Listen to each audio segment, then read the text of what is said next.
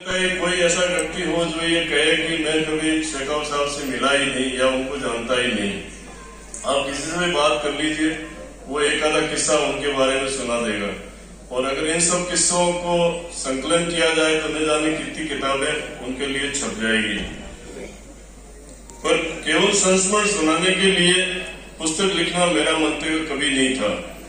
मुझे जिस एक तथ्य के कारण ये किताब लिखने की प्रेरणा मिली तथा जिसने मुझे बाध्य किया इसके लिए, वह था उनका आजादी से पूर्व कुछ वर्षों तक ठिकाना सीकर की पुलिस सेवा में जो नौकरी की उसका ब्यौरा, जिसको लेकर जनमानस में कई तरह की भ्रांतियां पैदा हुई कि वो किस तरह उन्होंने ज्वाइन किया, किस तरह उन्होंने नौकरी की, किस तरह उन्होंने नौकरी छोड़ी।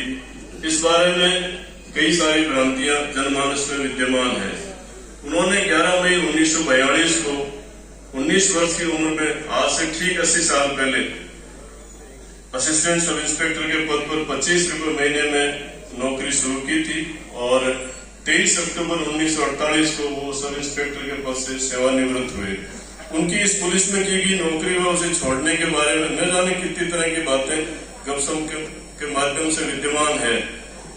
कुछ पिछले सालों से सोशल मीडिया का प्रादुर्भाव हुआ है, उसके बाद तो इस तरह की गपशप की बाढ़ सी ही आ गई है। आप YouTube पर देखिए, न जाने कितने वीडियोस हर 2-4 महीने में अपलोड होते हैं, जिसमें कई तरह के मसाले लगाकर ये बात कही जाती है कि उन्होंने ये कर दिया, वो कर दिया, उनको नौकरी से निकाल दिया गया।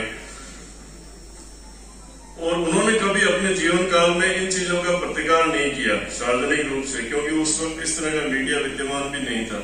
परंतु 2007 में राष्ट्रपति चुनाव के टाइम जब उनके राजनीतिक विरोधियों ने इस तरह का एक कुप्रचार किया कि उन्होंने अंग्रेजों की पुलिस में नौकरी की और जनता पे जुल्म किए और उन्हें भ्रष्टाचार के आरोप में बर्खास्त कर दिया गया था, उस दिन उन्होंने अपनी विशाल लाइब्रेरी से अपनी सर्विस बुक निकाल के जग जाहिर की।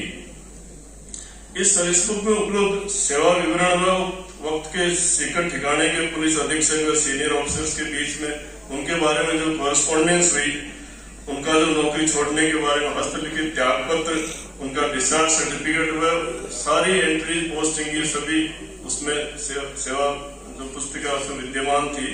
उन सब में कहीं पर भी किसी प्रकार की उनके खिलाफ कोई चार्जशीट या उनको कोई सजा देने का कोई जिक्र कहीं पर भी नहीं है। बल्कि उन्हें 1946 में पुलिस अधीक्षक के रिकमेंडेशन पे आउट ऑफ टर्न